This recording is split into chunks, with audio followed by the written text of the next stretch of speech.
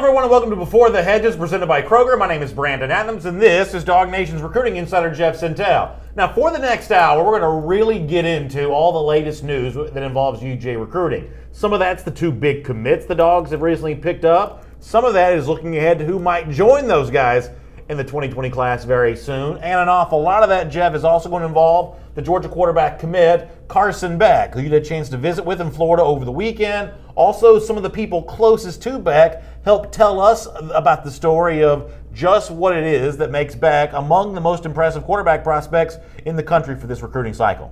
Yeah, folks, I guess to me, he's rated decently as the nation's #3 pro-style passer. He's dipped a little bit from the 50 range to the 75 range overall, but to me, watching him work, maybe the one thing I wanted to make sure of was, is this a nice kid? Is this a kid that just thinks he has a thunderbolt for an arm like Nuke LaLoosh, or is he kind of like a real dude without all the personality and the ego? And I found out all those answers for Dog Nation a lot more, and really, Brandon, folks started dropping names and making comparisons about this guy that rates a lot higher than the number 75 overall player in America. In fact, why don't we dive into that right now? Because one of the guys you had a chance to speak to is a quarterback's coach that knows Beck really well, and that's really where a lot of these quarterback comparisons kind of come from, right? Yeah, there's him, and there's his own offensive coordinator there at Mandarin High School. The Mustangs won the 8A state championship last year. It goes a lot beyond 6'4.5", 222. It goes a lot beyond just a big arm with this young man. So why don't you set up the first video we're about to see here involving Beck? So first off, I think our first Beck, we're going to have a few pieces today on Carson Beck. And I think the first one we got going today is it's a chance to learn a little bit from his trainer, Denny Thompson. And folks, he's a Florida fan. Yeah. Which makes everything he's about to say about Beck all the more interesting, really. Yeah, especially for a Gator hitter like me. He's a quarterback trainer. He's really good. Worked with a lot of guys. Got a great reputation. He's also a radio show host in Jacksonville. A pretty good one at that, because basically I spoke to him for like 12, 13 minutes, and basically all of this stuff we talked about was worth bringing to you guys today on Hedges and also on DogNation.com. So why don't we learn a little bit more about Carson Beck right now from Denny Thompson, the guy that has trained him and helped develop him into the quarterback that he is right now, here on Before the Hedges, presented by Kroger. What is it? Your sense of Georgia, and I guess that's coming from a guy that's Florida-centric, or I don't know if you have Florida plates on your truck or a Florida flag in front of your house. What do you sense out of that program? What do you see about what's happening with Georgia right now? We're keeping this about Carson or just in general? Just in general. Okay. It's interesting. I'm a Florida fan, not as much as I used to be, because we've got kids all over the country now, and so I pull for them. So when Carson puts on red and black, I'm putting on red and black. That's a fact. But the thing I see from Georgia's program right now is consistency. And you walk through the Georgia hallways and you go through their facility, and it's just different. It's professional. You go through everywhere else, and I'm not even talking about Florida, I'm talking about everywhere. There's music everywhere, right? And there's playing around, which is fine. Not at Georgia. Not at Georgia. It's very refined. It's very, this is what we're here to do. It's a business-like approach. It's more of an NFL approach. It's more like walking through the hallways for the Jacksonville Jaguars or the Atlanta Falcons. That's the thing that just immediately hit me when I was up in Athens. Like, this is different. And it even took me a minute to go, how is this different?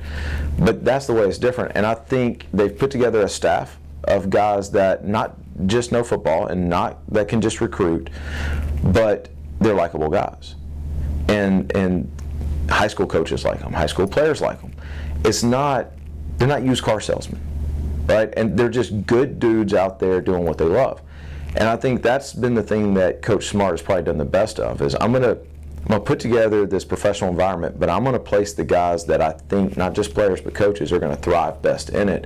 I think he's done a masterful job of that. So you intrigued me. Can you imagine Carson with 4 NFL linemen, 5-star receivers, a pair of 5-star backs, and maybe 6, 7, 8 in the box at all times at Georgia? The only reason why I can imagine is because that's what Carson sold me on. I did not know he was going to commit to Georgia. No idea. I knew he was going to go to Florida the next week. I knew Georgia was an offer he wanted that came late. And he went up on a weekend that I couldn't make the trip. It was my youngest's birthday. And we were actually at the Florida-Georgia basketball game. Wow. When his dad dad called and said, man, we really like it here. And I thought, okay, well, cool. Who doesn't like Athens? Yeah. And then the next morning I was training, and I looked down, and I had over 100 text messages from just everybody. And called him, and he said, Coach, this is just where I want to be. And so my first question was, why? And he listed off everything you just said. He said, look, the offense is a fit for me. Jake may or may not be there my freshman year, and if he is, that's great. That's exactly what he told me. He said, if he is, that's fantastic. I can learn from him. And then he listed off, Coach, they're 3 deep on the O-line. And Coach, they've got receivers for days. And Coach, they've got running backs. And he kind of sold me on it. I'm like, well, okay. Not that I needed to be sold, but it was like, okay, the kid has obviously thought this through. And the reality is Georgia did an amazing job of prepping for Carson's visit. And they gave him every single thing he needed to make a decision. There was no pressure. But here's what you need. What else do you need to make a decision? Right? And I think they left there with no questions. J.J. McMillan in our Facebook comment section, Jay Squillis, also kind of echoing the same sentiment that they love hearing from a guy who's close to Beck and kind of one of the mentors in his recruitment. The fact that he's talking about how open and honest the Georgia coaches have been, saying they're the exact opposite of used car salesmen. Jeff, guys like J.J. McMillan in our comment section say, boy, that's great to hear, because there's obviously this sense on rival fan bases maybe saying that programs aren't always on the level and aren't always telling the truth. Maybe Georgia's been accused of not always being on the level with recruits. Well, from the perspective of this guy who knows Carson Beck very well, he says, no, they've been very honest about all that kind of stuff. I think that's a good way to look at it. I mean, what he said there about the fit and how Carson told him the things you talk about on your show every day, Brandon, running backs for days, offensive linemen for days, stacked up with receivers. And he felt Georgia was a fit, and he felt he fit Georgia really well. And we're going to learn a lot more about Carson Beck. I think our next segment coming up is what I've kind of referred to as the throw, which the entire state of Florida is still buzzing about. It's when he made in a state championship game. And folks, I think they're going to like this one too. So tell me about this. For the folks who may not know the backstory behind all of this, what are we about to see? And how is it that a single throw from a player as prodigious as Beck has been, how is it that a play like this could become so prominent? Simply put, Brandon, Denny Thompson, an effective communicator, a Florida fan, a guy who trains guys like Joey Gatewood. He's worked with guys like Carter Bradley. He's worked with guys like Jeff Sims. He works with guys in college football right now, and he's a local radio personality in the Jacksonville area. He was actually doing the color commentary for the Florida 8A state championship game. And when that throw was made, Brandon, he still talks about it right now, and he gets goosebumps when he brings up that throw. So let's hear and see more about that right now as we learn more about the quarterback in the fold and among the leaders for Georgia in its 2020 class. Here's a little more on Carson Beck and the throw that Jeff was just describing. During the playoff run last year at Mandarin, 8A football in Florida is pretty decent. And you're taking a team, I think, that had 4 losses, I believe, going in. Nobody thought they were going to make a run. Absolutely nobody. And from week 1 of the playoffs all the way through, we would come in here on Sunday morning, we would throw, and then we would watch film. And it was, we want to study the opponent. We didn't watch his film. We wanted to study the opponent and see what was going on. And it got to the point where it was like, Carson, I've got to go, man. Like, my wife is expecting me at home. We've been here 4 hours. And it was not just the, hey, Coach, what are they doing? It was the conversation. So I watch film with a lot of our guys, and it's usually me talking, right? This is what they're doing, drawing it up. Here's what. It was a true conversation with Carson. It was, okay, well, Coach, what if we did this? What if we did that? And in his mind, by the time he got to practice on Monday, that team was already beat. And you watch the film from that playoff run, there's no indecisiveness. Not anywhere. They could have scored as much as they wanted to in some of those games. What was I've heard about this throw he made in the state championship game. It's like sort of like Ridley, the one Jake Fromm hit in the SEC championship game, where it's like he got 6 inches. If you can put it there. Well, I've got, look, chills. Like, I was calling that game, so I was doing color commentary for that game, and Carson's on the 40 going in, and they've got a streak route, and the game's either tied or they're down by 2 or something along those lines. And he hits the last up of his drop and unleashes a ball that skims the guy's helmet the defender's helmet that's still back turned right into his receiver's hands. I'm calling the game, and I jumped up out of the booth. Headset went flying. And even after the game, there's some former NFL players that were on the sideline. There's some former NFL quarterbacks that said to me, I wouldn't even have thought of making that throw. It was the single best throw I've ever seen in a high school football game. And I think if you're interested in watching, I think it's play number 2 on his highlights. Because I told him, I said, let people get settled into 1. Hit him with 2. I've heard someone close to him say, and he put it in Georgia vernacular, he says, this to me seems like Matthew Stafford's arm with Jake Fromm's head. And first of all, that's a tremendous statement. Second of all, what do you think about that? But also, is he the type of kid that can handle burdens or pressures or expectations like that? I think that's a great analogy. The analogy I get all the time from college coaches all over with Carson is Andrew Luck. That's the first thing that pops into their head is Andrew Luck, because he's a lot more athletic than people give him credit for, just like Andrew Luck is. But I think that's an interesting analogy.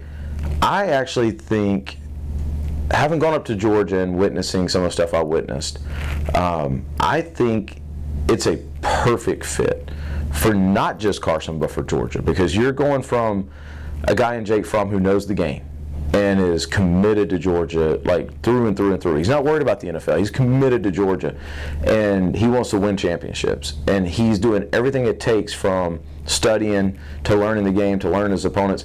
You're going to roll from that right into another one. Identical in the mind. Identical. Now, I would argue that Matt Stafford probably didn't have the juice that Carson's got, meaning like Matt Stafford could throw it a mile, still can. But when you see Matt Stafford, do you think like quick twitch, just that ball's out and on the guy? And that's the thing that Carson's got. And a credit to his receivers at Mandarin in high school, because very few could do this. Try to catch one of Carson's balls. It's on you. And so it's not even just a big arm. We want it to carry, we want it to lodge into the hands, and that's exactly what happens with his. And he can throw it 90 miles an hour, and I'm being silly there, or he can throw it 30. Like it's just, he's got arm control. And I think Stafford came in more of that, I'm just going to throw it through you every time. So I think he's a little more progressed than what Matt was coming out. First time you saw Carson spin it, what went through your mind? Well, I didn't really know what to expect. I'd seen him at the practice field at Providence, when he was at Providence before, and I talked to his dad, and his dad said, I think my kid could be pretty good. And it was kind of like, all right, whatever. Like every dad tells me that, right? And so we actually brought him inside a boost where we're at now, and he threw 3 balls. And my first thought was, yeah, Dad, you may be understating this. This kid's got an arm that I don't know that we'll see the full extent of ever in a game. Like, there's no reason for him to throw it 100%. Arm talent perspective, he's as good as anybody I've ever worked with. So my first thought was, okay, how do we dial down the baseball influence he had in his life at the time, because he was committed to Florida as a freshman or sophomore. And so it took a lot of work. He worked really hard on that, how do I differentiate between baseball and football? And ultimately, he made the decision, I'm not going to. I'm just going to play football, which was a big decision for him. But now that you've started to see that, my initial takeaway of this guy could be really special is actually come to fruition. It's really cool to see. And it's cool to see a guy who's humble and works as hard as he does, and just see that progress every single time he comes in and works. You don't get to see that very often. Some really interesting stuff there from Denny Thompson. I know in talking to some of the other staff there that have worked with Beck on the high school fields, those comparisons to Matthew Stafford, comparisons to Jake Fromm, those have been pretty prominent. Double R in our YouTube comment section says it sounds like Georgia's getting something special when it comes to Carson Beck, and indeed that it does. When you're compared to kind of the cerebral nature of what Fromm can do, the overall athletic skill set nature of what Matthew Stafford can do, I know that may seem like high praise in some regards, but if you can be even any kind of combination of Fromm's know-how at the quarterback position, Matthew Stafford's physical ability at the quarterback position, that's an incredible combination. Yeah, and then the other layer, the extra dimension I see with Carson Beck is something we said a little bit earlier. He's a guy that's going to be well-liked. He's a guy that's going to be goofy and hang out with his teammates. He's a guy that people like being around. And you check all those boxes, and then I think that's what makes Fromm so special. It's easy for guys to play for him and bleed for him. He's so prepared. the ball gets out. You have Beck. You maybe just have all this with what looks like on film and up close in live fire as a significantly stronger arm. Coming up in just a moment, five-star running back Kendall Milton has updated his recruitment. But first, a couple things. First of all, Kroger, think about them when you get ready for your graduation parties. Kindergartner, high school, college, anything else in between. Kroger's got everything you need to celebrate the graduate in your life, no matter how old they might be. How about a great offer right now on a sandwich catering bundle, which includes assorted sandwiches, fresh food party platters, choice of cupcakes or cakes, and it's all just $80. There are two ways to order. You can go to Kroger.com for that, or you can talk to one of the deli associates at the Kroger closest to you. It feeds up to 20 to 24 people. It's a great deal, and it's a great way to celebrate the graduate there in your life. Before we get to our top targets and the update on Kendall Milton, let me also spend some time here talking about the two big commits that Georgia has gotten over the last week since we last spoke to you before the Hedges presented by Kroger. The first of those, five-star linebacker Mekhi Sherman, who made it official on Thursday night. Jeff, good reporting for you at DogNation.com about that. I was lucky enough to get a chance to speak to our video audience as well, at least on Facebook, when it comes to those kinds of things. And then Sherman has also been really busy on the heels of his commitment after Tate Ratledge, who we'll discuss in a moment, gave his UGA commitment recently. Sherman took to Twitter to hope to establish a little momentum here, saying, let's keep it rolling. Welcome to the family. Kendall Milton, we're building a wall for you. Obviously, running backs pay close attention to that. That's what Sherman's betting on. And then Sherman also had another message for another running back, another of the five-star variety, essentially saying the same thing to Marshawn Lloyd. You too, come be great. Now, Jeff, as a fan, I don't have to tell you how much I love seeing big-time five-star commits like this reaching out on behalf of Georgia to other big-time five-star commits. Thus far, that's exactly something that Sherman has proven to be really good at. I'd say, Brandon, maybe we've got such good guys that work behind the scenes, and Connor and Mike behind the glass. Maybe we need to get them to doctor up some Pied Piper music, and whenever we sit there and we talk about Mekhi Sherman and what he means to Georgia, looks like he's got a new logo brand on his Twitter account, and there he is. One guy gets committed, and he's following with that great wall of Georgia line, and he wants to play with two five-star running backs. And in addition to his work as a recruiter, Sherman himself is an outstanding player, right? Outstanding. He's probably going to be one of the fastest outside linebackers at Georgia. He is going to clock as fast a 40 time almost as one Nolan Smith, and he's going to be that guy in the class. It's going to play well. It's going to bleed for his team. He's going to care about his high school season. And then he is very, very proud to be a Bulldog. On the other side of the ball, another very impressive recruit, one of the top 100 in the country, the four-star offensive tackle Tate Ratledge. He made it official this week in a ceremony you were at in Rome and we covered on the Dog Nation video channels, and then made it Twitter official after that, showing off his new profile pic of himself putting on the Georgia hat and not tossing the Tennessee hat aside, but certainly leaving it aside there. That was great to see. And how about a great-looking social media edit as well to celebrate the Ratledge announcement. That also out there on Twitter, too. And, Jeff, no doubt, Ratledge is a terrific get for the Dogs. And how about the Dog Nation team putting together a nice little edit on behalf of Ratledge? That's a great thing to be able to see. I think that sucker got over right close to 3,000 likes on That's Twitter. Great. Lots of impressions for those in the ad world or the social media game. It's over 500,000 impressions. I think the way folks would count that up. And you got Pittman in there. You got a great wall of Georgia. You saw the 3 commitments currently for the Georgia line that were already on the wall as well. And you saw the scoreboard. Lots of Georgia things going on right there. And it was pretty popular on social media. It was indeed. And speaking of being popular, not just in social media, but all around, the celebration involving Tate Ratledge's commitment to Georgia, it's even been featured prominently on a billboard. You showed me this before the show starts. I think this is great. Now, is this in Rome? Is that where this is where this billboard's located? Well, it's sure in Knoxville, I'll tell you that. Yeah, that's true, yeah.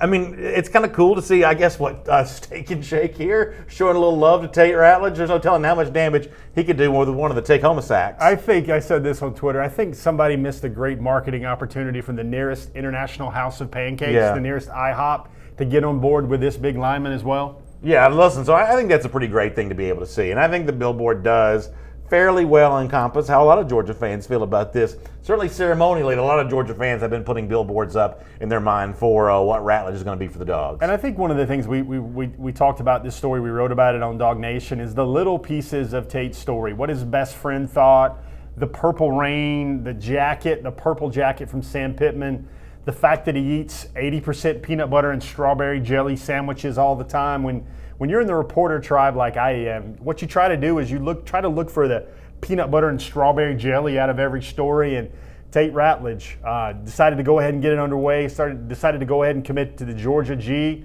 And he's already recruiting, Brandon. He was already talking about a guy named Josh Braun. Yeah, let's hear. Let's take a second to hear about that, because I thought this was kind of a very interesting conversation that you had when you met with Ratledge after his commitment announcement, talking about who's next for you. And this is kind of a classic, very real moment from Ratledge, in the fact that, listen, he's not like people like me who reading every word that Jeff Sentell writes and plugged into every sort of minute detail of the recruiting industry. All he knows is if Sam Pittman wants these guys, that's good enough for him. So I thought this was kind of a very real moment, your exchange with Ratledge about who else he's going for, and maybe some of the details he's still kind of working out a little bit. But I thought this was really good from Tate Ratledge with Jeff Sentell. Take a listen to this. What does the class of 2020 now need for the University of Georgia? Who are you looking for? Or are you going to start recruiting guys like Carson and everybody else were? We are. Coach Pittman said he's going to send me a list of names. Braun, that Braun kid. We're going to try to get him. I'm going to stay on him from now on. So, which kid, one more time? Braun. Braun. What's his first name? Josh Braun? Joshua Braun. Joshua Braun. Big guy. And then Kendall Milton. So listen, I think that's fascinating. He's like, yeah, the Braun kid, who's that again? And then you have to explain to him who Joshua Braun is. I think that's kind of neat, because to me that's just a moment of realness of, hey, I want to come to Georgia. Sam Pittman wants me, and if Sam Pittman wants somebody else, that's who I want as well. But you see there on the video screen, Josh Braun, athletic in kind of more ways than one, as a weightlifter, and I guess, a tennis player too? There's more than that to his game. And first of all, he's 6'6", Brandon, about 360 right now, wants to get down to 330. I can confirm that Tate Ratledge has already spoken to Josh Braun. The young man is basically down to 3 schools: Florida, who he will take his official visit to this weekend; South Carolina, another school which he fancies for their international business program, a couple weeks after that, and then mid-June he's going to be at Georgia. That will be the coveted last official visit. How about that? And he will likely park his recruiting sometime after that. Look at the dancing skills here. And you want to find yourself a 6'6", 360-pound lineman who can play guard, tackle, or center, plays some tennis, but also does some swing dancing, Brandon. Listen, I don't mind that at all. I also thought it was really funny that when you're talking to Tate Ratledge, who himself is like 6'7", 300 pounds, about Joshua Braun, you're like, oh yeah, the big kid, as in even bigger than the 300-pounder that I'm talking to right now. That one, to me, is one of the low-key funniest parts of the interview with Tate Ratledge, that you're talking about a player that's actually even bigger than he is. So first of all, folks, you've got your Carson Beck video, you got a Florida Gator fan talking good things about Georgia and Kirby Smart, but I think we're trying to step up our game a little bit when we have tennis video and swing dancing video from Joshua Braun. Now, you're going to hear a lot about this young man on DogNation.com the rest of this week, and interesting storylines abound here, Brandon. His 2 older brothers both played at Georgia Tech. How about that? And one of those, Parker Braun, who is now transferred over to Texas. He was a 2-time All-ACC performer. Joshua Braun, really just 3 SEC schools, super smart kid, very, very nice young man, and sounds like there's a lot to like about Josh Braun from Sam Pittman, and he might be that 3rd tackle in the class, maybe not Paris Johnson Jr. anymore. So let's think about how a guy like Braun could potentially fit into that list of top 2020 targets for Georgia. In fact, let's check in on them right now. We do this every week on Before the Hedges presented by Kroger. Our list is kind of compiled by Jeff based on need and desire to come to Georgia and everything else. Let's check in on how Braun might fit into that. Starting off with the number 1 name on our list, the 5-star running back Kendall Milton, a guy who's been at number 1 for a while and we've talked about for a while. And Milton also gave us some news here this week, putting it out on Twitter that coming up on Friday, he's going to release his top 4. He made that official on Twitter, and my guess is, Jeff, that Georgia almost for sure gets one of these top 4 spots just based on your reporting on this, what Milton has told you. My guess is that Georgia gets a top 4 spot for Milton. I guess I'm a little curious to see who the other 3 are and who Georgia's chief competition is going to end up being. Yeah, I would look for, poor man's guess here, of course, I would probably look for LSU, Oklahoma, Ohio State, and Georgia to be the contenders there. Maybe Alabama is the 5th. I would look for the Bulldogs to potentially get a coveted in-season official visit slot. Nice. Kendall Milton just worked at the opening out in California, qualified, of course, got open, SPARQ rating wasn't amazing. It was only in the 110s, and that's like talking about only a top 6 running or receiver prospect or something like that. But another clip, I don't know if we have it, he showed out on social media. There was a picture of him at 14 years of age rocking some Brandon Adams 95-mile-an-hour fastball washboard abs at age 14. And folks, if anybody wants to look up a Webster's or a bibliography or maybe a Wikipedia about what a 5-star running back should look like at age 14, that was Mr. Kendall Milton. Let's take a look at name number 2 in our list of top targets for Georgia for its class of 2020. How about the 5-star? We'll call him an athlete officially, although you think of him as a tight end, Rick Gilbert. Gilbert was also busy on social media this week. I don't quite know how to use this word effectively, but talking about the drip sold separately from Rick Gilbert there on social media. I don't know exactly what that means, but I know what that stance means. That's a guy who's ready to blow past a linebacker or a safety or anybody else and go catch himself a touchdown. The picture speaks 1,000 words. The cool, young lingo, I'm probably not quite as much of an expert on. Let's flash that back up right there, because this is not an edit. This is not anything official. But if you look at it, Brandon, what pair of shorts is he wearing right there, Those sir? are the Georgia G's. And look what school is also in the picture and just maybe a little bit in the background right there. Yeah, Tennessee in the background as it should be. Those 2 schools, to me, seem like the major contenders remaining for Mr. Eric Gilbert. And Go get it done, Todd Hartley. Get it done. You got Gilbert. His team will also play Hillgrove on Friday in their spring game, Marietta High versus Hillgrove. That's a pretty good game right there, by the way. Don't sleep on that. Name number 3 in our top targets for the class of 2020. Here before the Hedges, presented by Kroger. How about Keely Ringo from Arizona? This is one of those guys, the Shermans and everybody else. One of those guys that's kind of in that kind of Rat Pack group a bit is Ringo, and it's just a matter of when do you get him back on campus again. Obviously, it'd be great to be able to do that this spring or summer. Well, everybody, we've got such a packed show right now that we haven't brought up the scavenger hunt for this weekend yet. That would be interesting if Keely Ringo makes it back to Georgia again for the scavenger hunt. Everybody remembers how wildly successful that was last year. I know those folks down in the Dog Nation forum know how successful the scavenger hunt was a year ago. And Brandon, this is an interesting part of our top targets, because number 4 and number 5 from last week, they're off the board. They're on the commitment They list. are now a commitment. So let's see who replaces them at number 4 here for our top targets for Georgia in the class of 2020, which Jake's down right now. How about a new insertion and very high on this list? Last week we didn't have a defensive lineman in the top 10, but this week Jordan Bertram out of Columbia, South Carolina, jumps all the way into the top 4. What gives with this? How do you feel about that one, Brandon? You want to see a 5-star in there? Do you want to see him moving on up? I love the idea of that. Love the idea of that. Be interesting to see if Jordan makes his way to the scavenger hunt this weekend. Man, he could do anything, man. He's out of Hammond School in Columbia. Sounds like Clemson. Sounds like is drifting away. Seems like Georgia, South Carolina will be the battle there. Jordan Birch, a 5-star target. Everybody that wants to stack up 5 stars in 2020, that's a name to watch. All of a sudden, maybe over the last 2 months, Georgia's really gotten in there with Jordan Birch. Name number 5 on our list, top targets for 2020 for the Georgia Bulldogs. How about Darnell Washington, another guy that likely projects as a tight end, but as you've explained before, when it comes to Gilbert and Washington, they're really more pass-catching threats, whether they line up as receivers or tight ends or whatever else. Yeah, I'm kind of trying to go tempo with a lot of these because we've got a lot of show to get to. But there's Eric Gilbert, there's Darnell Washington, and then there's Theo Johnson. I think those are the 3 top tight ends in the country. And I think Georgia fans, regardless of whether it's any combination of those 3, Johnson, Gilbert, Washington, would be deeply pleased if Georgia was able to sign 2 out of those 3. And I know Todd Hartley would probably deserve a big slap on the back if Georgia can get that done. Let's take a look at name number 6 now. And it is Marshawn Lloyd, one of those running backs, the second of those that Mikhail Sherman was mentioning before. How would you compare Lloyd's relationship with Georgia in comparison to Milton's?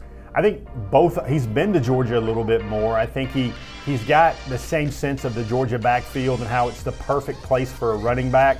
I think it's very interesting how maybe Georgia's got some help now in that DMV fishing hole with a Mikhail Sherman up there as well, a guy to talk to, a guy to help. A guy that's also leaving that area to come down to Georgia as well. And Marshawn Lloyd, folks, man, one step and go. Who's the power back? Who's the do-it-all back? Gurley and Marshall, Chubb and Michelle.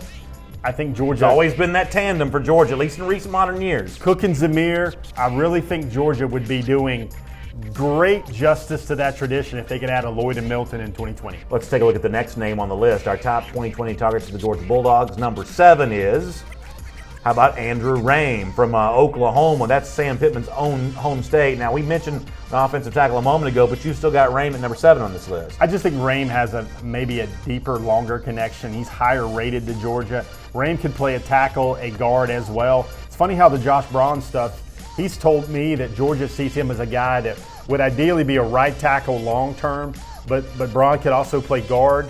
Braun could also play some center. You look at Braun, and this is much the same comparison with Andrew Rame, as it seems like that's a guy with guard feet and a tackle's body, guys that can move up and down the line, get a lot of stuff done. Think Cade Mays here a lot, guys, and Andrew Rame.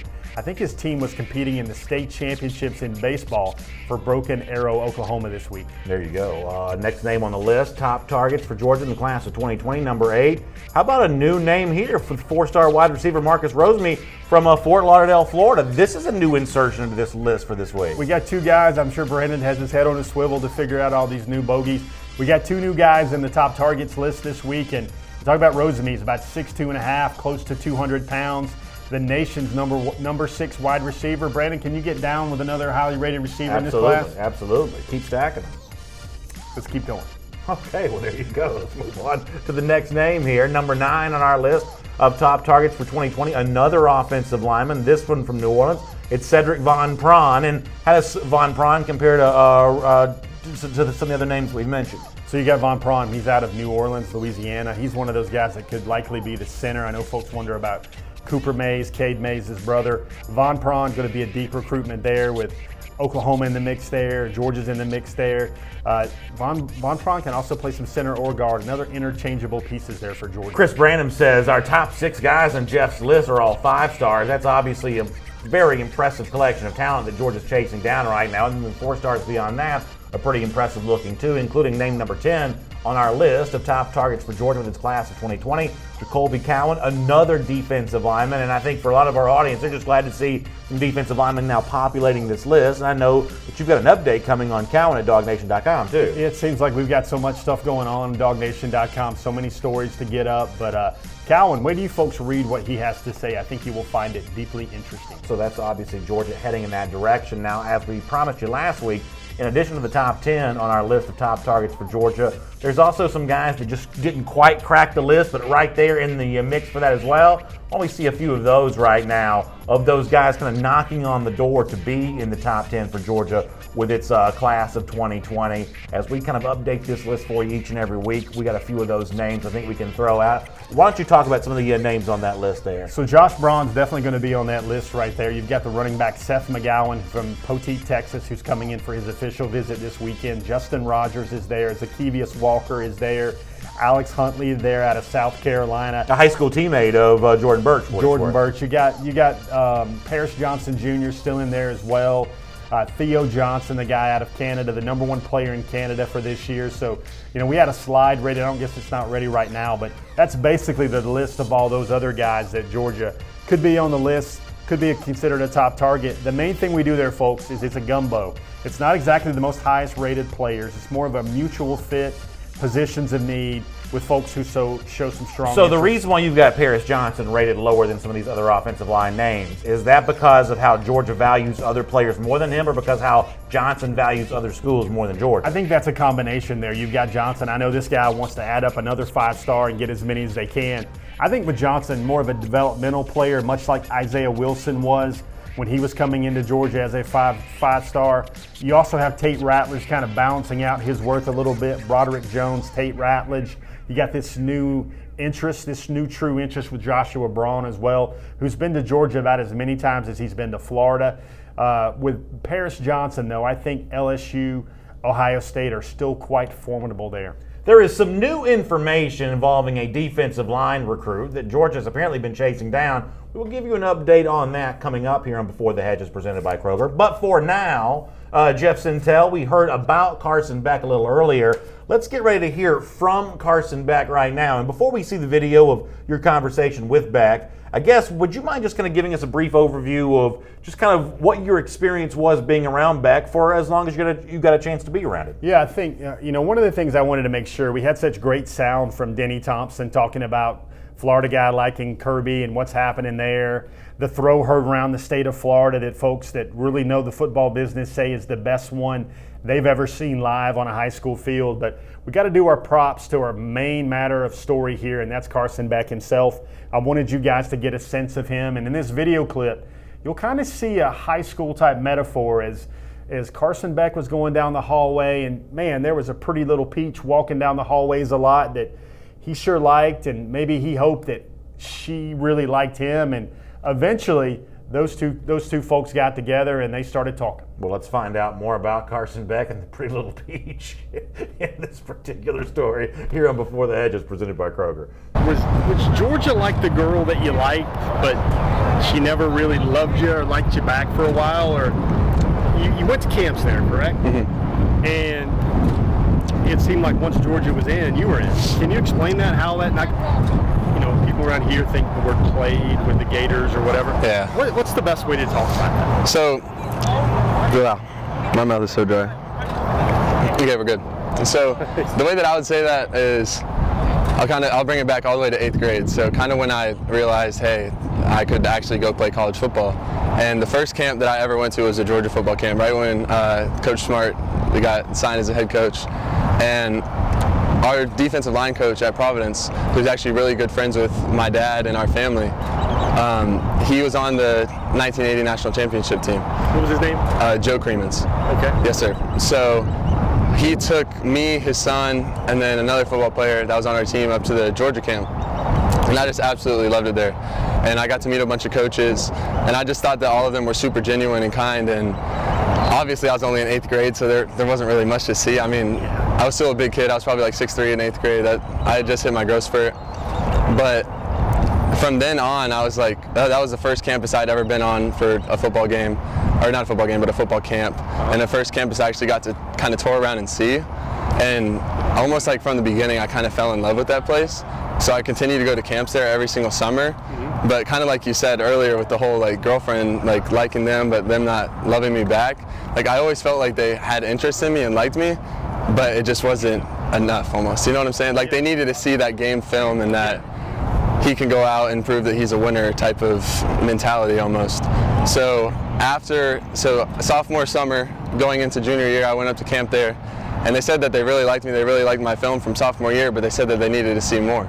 So always, even when I was committed to Alabama, I mean, I loved Coach Saban. I feel like Coach Smart, and whenever he coached with Coach Saban, and them like defensive-minded guys, that's kind of another reason why I chose Georgia. Just in practice every day, even if I'm not named the starter and I'm sitting and learning, you're still playing against the best guys on defense in the whole entire country. So anyways, back to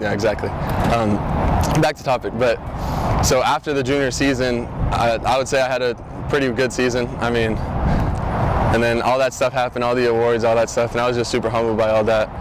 But really, that's when they started to show interest again. So they came by the school, they came and talked to me, and then that's when I decommitted from Alabama. And then that's when a bunch of schools started flooding in, because they almost felt like they're not going to get me because I'm committed to Alabama. But once I decommitted, a bunch of schools started coming in. And then coming with that Florida situation, I would always say, you know, Georgia still hadn't offered me at this moment in time. So I'd always say, you know, my top three, Alabama, Miami, Florida. I'm still looking at Alabama as an option, but always knew since that young age, like Georgia is like a dream place that I would want to play at. So I don't know where the mentality came from, where I named Florida as my top school, but somehow that went around the whole entire world, and somehow I played them. But Georgia was always in the back of my mind. And so when they offered, what goes through your head? So, because it happened fast. Oh, it was crazy. So it was, let's see, I don't remember the exact date. When you offered on like the 3rd and committed on like 29th and committed on the 3rd, something like that? I think it was a Wednesday that I was offered. It was a Wednesday night, and I called, or Coach Coley called me and then put Coach Smart on the phone. And I just went down to my dad and I told him, and he was like, well, what does that mean to you? Like, I was like, well, they want me to come up there and visit, and you know that I love the school. And he's like, okay, let's go up there this Saturday. Like, let's do it. I'm like, let's do it. Like, let's go do it. So we go up on the visit, and it was absolutely everything that I expected and way more. And especially with Coach Hartley too. Like, my relationship with him at Miami was unreal. He's an amazing guy. And then also getting to develop a relationship with Coach Coley and kind of see what he did with his offense and what I was going to be funneled into. I mean, I feel like it couldn't fit me any better, honestly. Are you done? Is it over with, or is there that much, or is it all you're done? Done. You're done. Why are you done? Why are you done? Put that in your own words. Why am I done? I want to word this right. I want to make it sound special. Truly just be easy with it. I mean, I found the place where I'm going to be treated like family, and I'm going to feel at home, honestly. So great stuff there from Carson Beck, the 2020 quarterback commit for the Georgia Bulldogs, and a guy that, a lot like Mikhail Sherman, who we talked about earlier, who's already got his own list that he's working on to bring with him. And hearing the story of Beck talk about kind of how he ended up being a part of that 2020 class for the Dogs, pretty fascinating as well. It is, and I think everybody caught the tail end of that answer when I asked him, why are you done? Why are you officially done? What makes you done? And he's like, hold on a second. I want to make this sound really special, because it is now special to him about Georgia. And he eventually just went with a fit, feels at home, feels like family. And this is kind of one of those high school love stories, Brandon. I won't use that word peach again that gets you grinning, but sooner or later, he ends up with a school he has loved for quite a long time. Adrian Carver says much the same way, loving this kid being in the Dog family. And I know you had a chance to talk to him in a conversation. I also got a little bit of buzz about some of those guys that Beck is working on right now. Who are some of those names? Yeah, you go, well, the first one's done. Tate Ratledge. Can we get a big check on that one right now? Or you can say, give me a yes, sir, Brandon? That's right. The second name on the list is he talked about Eric Gilbert. He talked about Kendall Milton. He talked about Keely Ringo. Those were the guys that he hoped to add to the class of 2020 at Georgia. All right, here's what's still to come on Before the Hedges presented by Kroger today. We will check in on you all and what you all have to say. We'll go hurry up with questions in the comments, and we'll give away a $50 Kroger How About Them Groceries gift card before we're all done today. Jeff will share his weekly six-pack with trivia designed to stump me and many of you, and I'm sure that'll work again here this week. I also want to tell you that, as we said before, think about Kroger for your graduation parties. A fantastic sandwich catering bundle that comes with assorted sandwiches, fresh fruit party platters, choice of cupcakes or regular cake. It really feeds 20 to 24 people, and it's just $80. Go to Kroger.com or talk to one of the deli associates at the Kroger right there near you, and you can get set up for your graduation party, whether it be high school or college, graduate school, preschool, pretty much anything in between.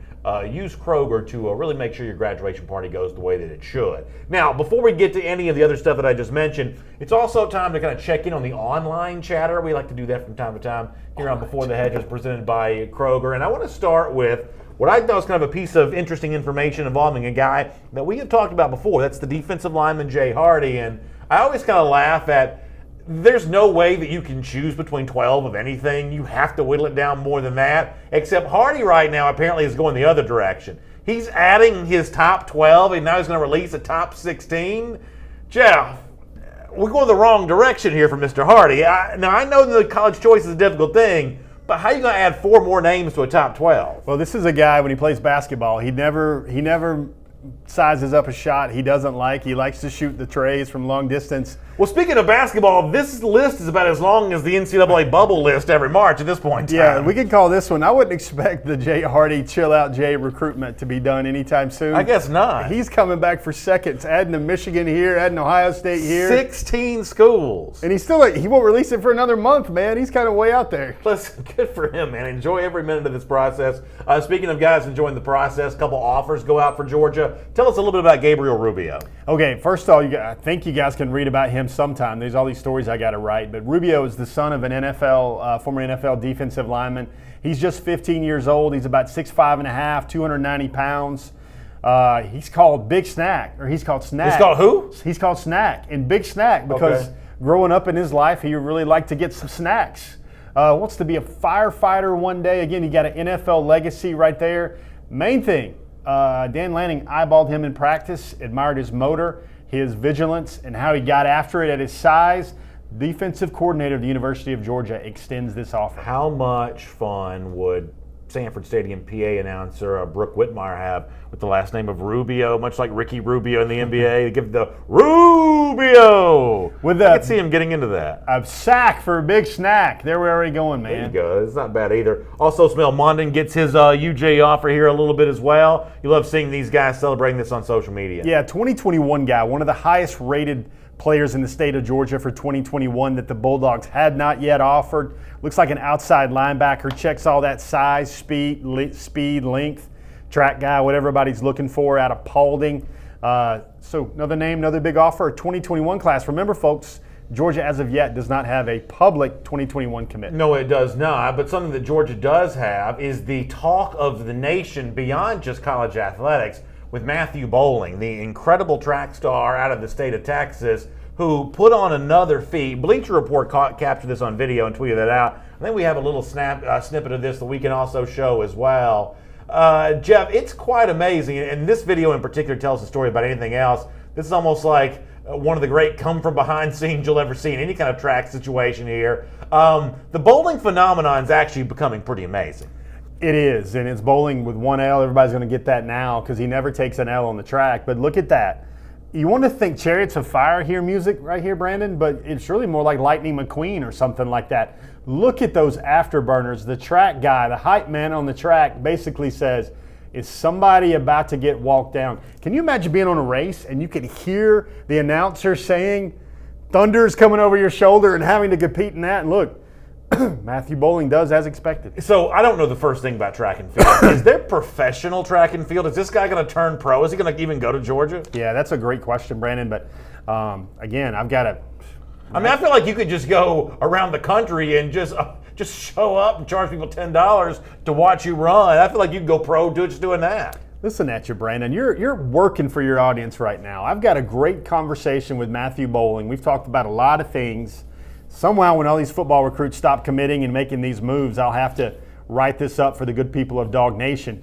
But I'm going to give something out a little bit right here. You know why you don't have to worry about him turning pro already and going to get appearance fees with FIFA or anything else in the European track circuit? Why is that? The young man's dream is to be an Olympic athlete. Is that right? So you have to be amateur to do that? You have to be an amateur to do that. The other thing he wants to do is he wants to get ready to be an Olympic athlete. I mean, he has to be a favorite to be on an Olympic team soon, Brandon, right? There's a stat where you take what he's done in the long jump, what he's done in the 400, what he's done in the 100 and 200, and you just plug those four numbers into the decathlon stuff. He's already over 1,000 points with his decathlon stuff right there. This could be Bruce Jenner we're looking at here. And why is he going to Georgia? He loves Georgia. Well, good for It him. was the best fit. And again, what he wants to do, and you know, you look at all these things about Matthew Boling, and man, it's exciting. Man, he's really fast, but he doesn't want to get too ahead of himself. He wants to be a college student first.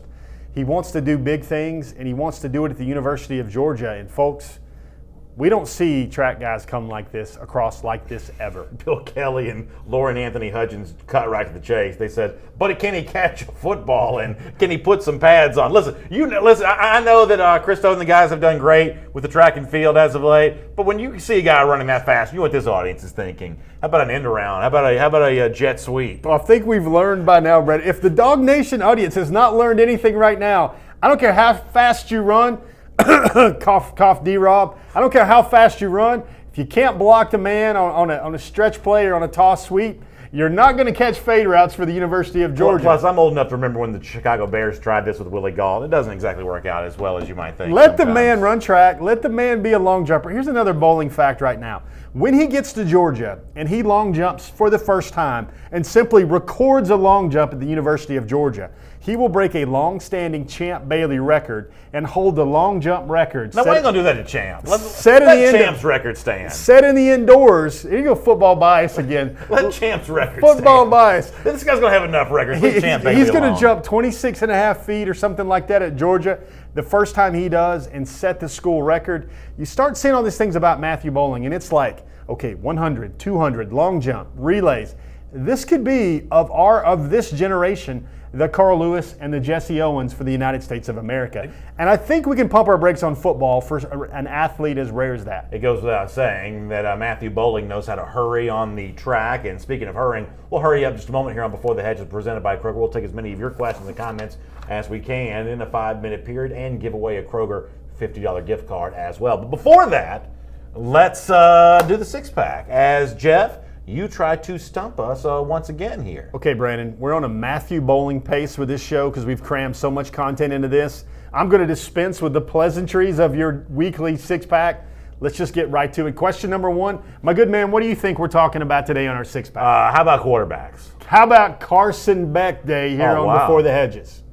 First one, sir. Which one of these things is not true about Carson Beck? A, was once committed to Alabama. Okay. B, was once committed to Florida. Okay. C, goes sport fishing once a month off his dad's kayak. Okay. Or D, grew up loving basketball as his favorite sport. So sport fishing for me is a clue. That's something that you do in Florida. You don't necessarily do that other places. Most places have fish that you eat. Sport fishing is the kind of thing that exists in a place like Florida. I think of Beck as a little bit of a baseball guy, so I'm going to assume that basketball is a clue here, that's the one that's not true. I'm going to guess that Carson Beck grew up as his favorite sport being baseball. I believe that basketball is the incorrect word. I'm going to say that is the incorrect statement, although Philip Jordan Wells disagrees. Joel Moody says B. But I'm sticking with my answer. I do not believe that basketball was Beck's favorite sport. So we got a bunch of stuff here. We got B's, we got A's, we got C's. YouTube Double R says B. Shane Bentley says C. George, you're quite funny, sir. We need to use a better reference than Bruce Jenner regarding decathletes. We'll just move right along from that one. Just see what the answer is. The answer here, let's go back to it. Brandon, does anyone have Facebook around that answer? The correct answer, sir, is Brandon going to get a B for buzzer? Oh, he does not go sport fishing, but he has caught a 30-inch red. Well, come on now. If he's caught a 30-inch redfish, he's been sport fishing. Goes sport fishing once a month. Read the column, sir. Oh, I don't know how often he does it. Goes sport fishing once a month. He does not do that once a month off his dad's I feel like we have now. I feel like the six-pack courtesy of Kroger has taken a turn for the worse. Okay, typical. We It get has this. taken a You don't know it's a decided Dog Nation turn for the six-pack worse. until my man starts inspecting the questions like it's Border Patrol, and he's trying to find something he's looking for. All right, Moving there you on go. to number 2. So basketball was his favorite sport? Yes. He liked the way they dribble up and down the court. There you go. Thank Get you, him a Curtis. ball, and then they go to Thank play you, like Curtis. a superstar. Thank you, Curtis Blow.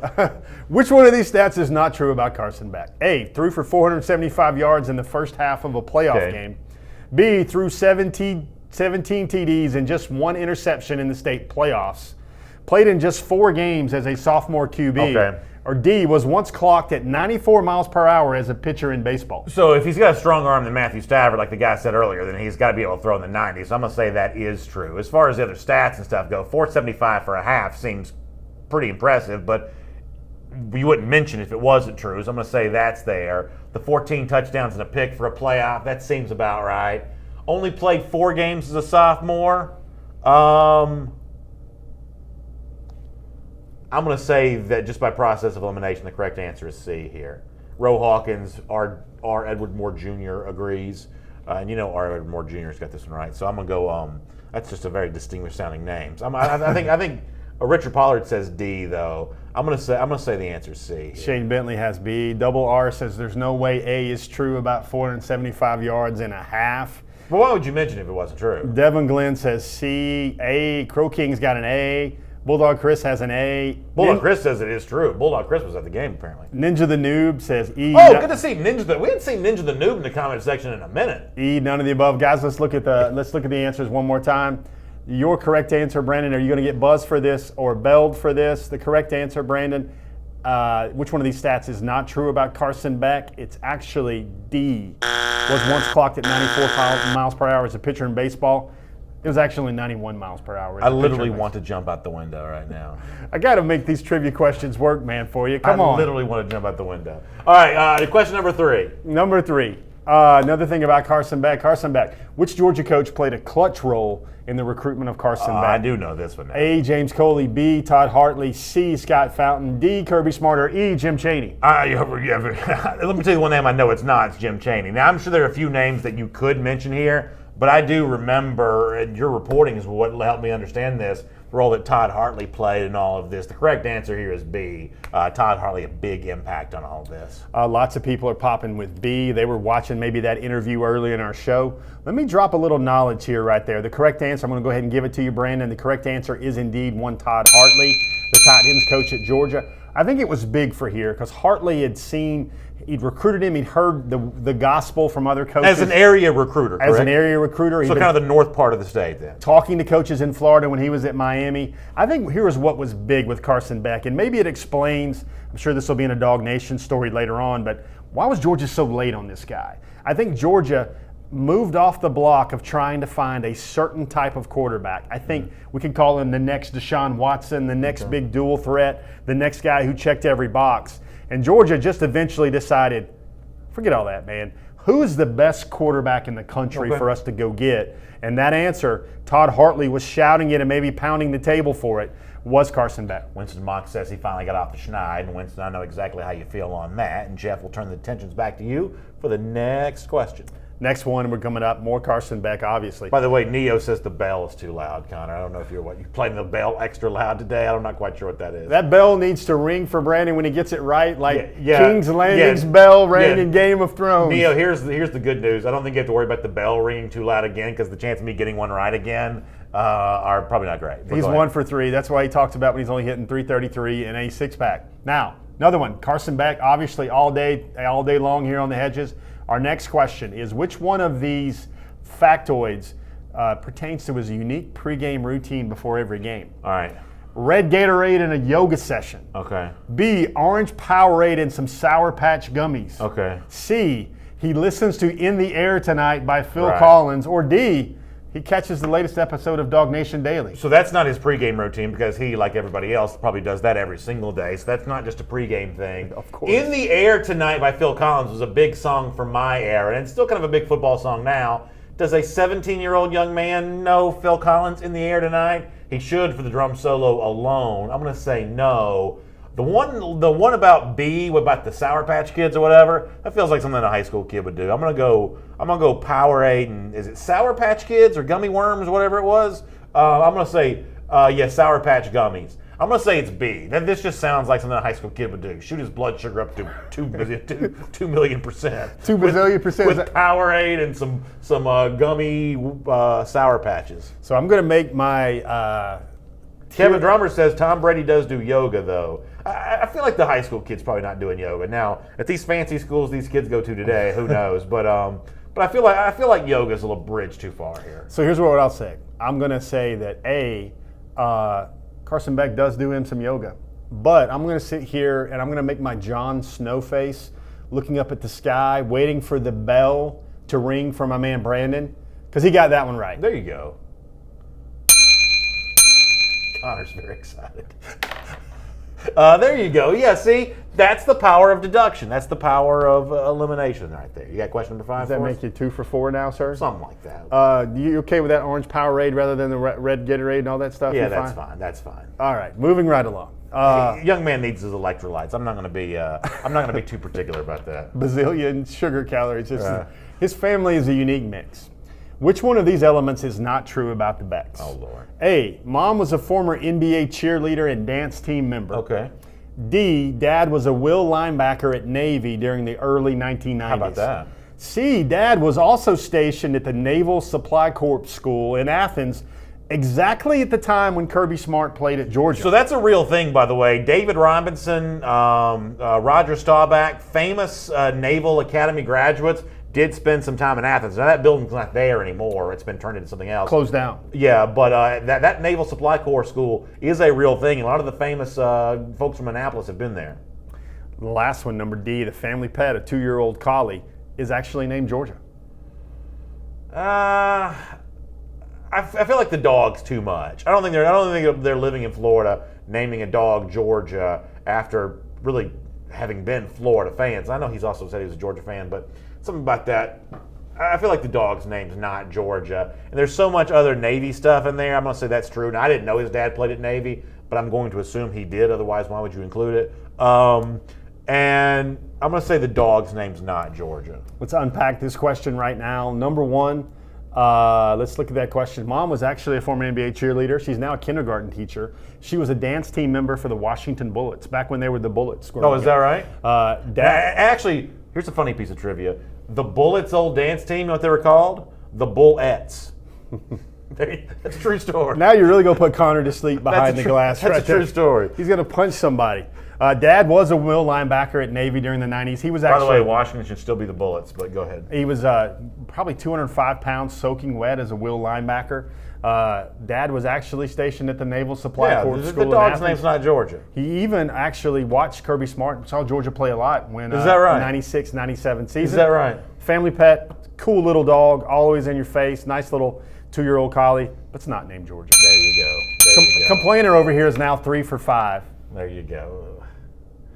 Don't you love the power of? I should have been a detective.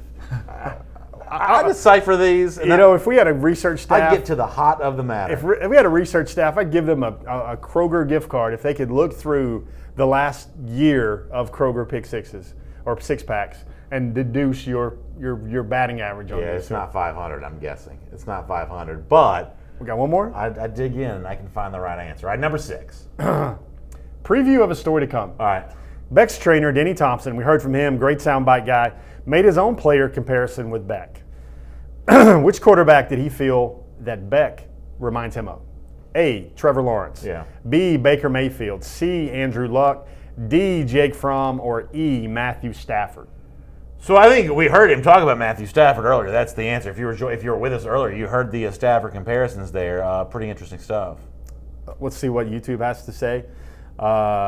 We got some C's. We got a lot of C's. John Wynn says he's George Wynn's cousin. I wonder if that's really true or if he's just being Georgia Peach, my lady, so sorry to see you at 1 for 5. Pro King is at Woo. I don't believe Georgia Peach is female, I don't think. Carolyn Kemp says the dog's name is Ellie. Is that true? I think so. We got a lot of How them. do people know Carson Beck's dog's name? George how says- is one going about getting that intel? George says, I have no idea what the answer to this question is. Crystal Christie says C. Shane Bentley with D. We got a come on BA from Double R right there, man. Yeah, so Griffin says he's actually Brooke Whitmire's cousin, actually. is that right? We got a lot I'm of a big Brooke Whitmire fan. I think he does a good job. We got a lot of cousins cracking up and about here in our Carson Beck Day on the Hedges. So Matthew Stafford, correct? Let's look at it, Brandon. I'm going to make this very short and very sweet. The correct answer, you got to check the hair, bro. Trevor Lawrence.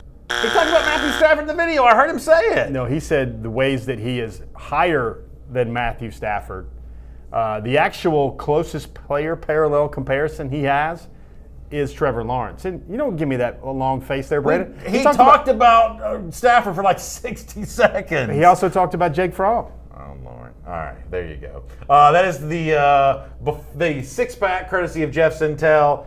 He likes to stump us, and once again, he has stumped us with his six-pack question. Now it's your chance to stump us. Let's put 5 minutes on the clock. We'll give away a Kroger $50 How About Them Groceries gift card to a question or a comment that Jeff likes, and well, we'll find out your thoughts about Georgia recruiting, kind of anything you want to do. Let's kind of dive in there as well. Joel Moody kind of agrees with me, by the way, on the comparison to Stafford and Fromm. Roe Hawkins, Tim Hope. A lot of folks very upset about that. They feel like they were robbed. Very controversial decision. Controversial.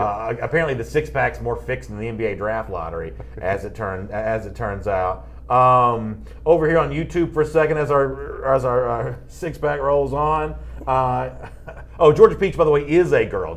Peach, I'm very sorry about that. I apologize. Another wrong answer for Brandon. Yeah, by the way, you can hit me the buzzer again there as well. Bill Kelly says, will we sign another quarterback in the next 2 classes, and who will it be beyond Carson Beck? Are we talking about 2021 and 2022? I think he's talking about, take the question however you want to, sure. I think they'll sign one in 21 and 22. I think they'll sign at least one, maybe even 2. But I don't think they'll sign another quarterback in 2020. Chadwick Ivory and John Anthony. I didn't remember this. He said he talked about Andrew Luck too? Also Andrew Luck. Lord, that's a confusing question, Jeff. gosh. Robbie McCullough says over-under for 1 national championship for Carson Beck at UGA. Ooh, I'm going to say over or under. I want to say I think 1 is the where you should start that right now. Drew Roman says, do you think that Darnell Washington is better than a Rick Gilbert? I do not think that, because I think Eric Gilbert could work as a wide receiver or as a tight end. Physically, he's a man. He's been well polished by our noted correspondent, our DGD, Terrence Edwards, as well. Somewhere in my brain, I also hear the theme music "Let It Go," referring to Brandon's talk about that last question right now. But we will move on. Jay Squilla says, "Who's a better fit for Georgia's defense, Jordan Birch or Miles Murphy?" Whew. I mean, that's just talking about what's your favorite aisle at Kroger a little bit right there. These guys are both, to me, look like clear first-round draft prototypes. That's why they're 5 stars. I think Georgia's greater need is especially on the interior defensive line, which is what I think Jordan Birch can play. I think you guys might know the names of some guys like Mikhail Sherman, Jermaine Johnson, Adam Anderson, Brenton Cox, and Nolan Smith. That's why, to me, I know Miles Murphy's a big loss, an in-state dude, a terrific future first-rounder in my eyes, but Georgia right now needs to put more of those 5-star chips in the defensive line, defensive tackle, boogie. Buddy Lee Zachary says, "Do I think that Freddie Freeman can have a similar career to Chipper Jones?" I think it's probably just south of that right now. Chipper Jones, the 99 MVP and a World Series winner. Those are some things that Freddie Freeman's going to have a hard time matching. Brian Jones says, "Any chance on Julian Fleming?" Very interesting. He's going to make his decision now on May 31st. I still don't think Georgia is anywhere inside his top 2 right now. I think that's probably going to come down to Clemson and Ohio State. But be very interesting to see if he shows up for the scavenger hunt this weekend or if he takes a rescheduled official visit, because I don't expect him to still maintain his Georgia official on the day he commits. Drew Roman says, more touchdowns this season, Tyler Simmons or Demetrius Robertson? That is a very good question. Good question. I think he's in line for the HBTG right there. But there's still a lot of football left. Got 2 minutes left on the clock. I would say that Tyler Simmons has more touchdown catches. I wonder about that. I do wonder about that. Matt Rugavina says, he says Gilbert's going after Marshawn Lloyd. Lloyd or Milton, who do you want more? I personally want Kendall Milton. No disrespect to Marshawn Lloyd. I've just kind of cast my lot with Milton. I like Milton for intangible reasons. 1 second. Gilbert's going after Marshawn Lloyd? Is that breaking news here? I think he said... He's referencing Sherman. Oh, yeah, maybe. That's probably what you're probably right about that. That's probably Sherman going after Marshawn Lloyd. But in terms of the preference between Lloyd or Milton, for somewhat intangible reasons, I've kind of selected Kendall Milton as my guy. You know, some years there's the preference, I think, with Gurley and Marshall. Most people thought Marshall was their preference in that 2-pack. With Chubb and Sony, actually Sony was the guy that was a little bit more highly rated. With Zamir and Cook, I think a lot of people thought Zamir was the clear alpha out of those 2 fine elite backs. It's hard to tell between those 2 guys. Winston Mock kind of stirring the pot, a controversial question, yet I like it nonetheless. Are Dwan Mathis and Carson Beck both on the roster in 2021? I say no way. No chance they're both there. 2021. No chance they're both there. They're just not. Maybe we need to see Dwan Mathis play, get some Murray State film, get some Arkansas I'm just telling you State right now, film. they're not both in the roster. I'm not going to tell you which one is which. It could be either guy, but it's not both. Folks got to remember, by that time, Stetson will likely be gone. You will have Jake Fromm obviously playing in the NFL by then. Depends on whether Georgia signs a 2021 quarterback that comes in 2021.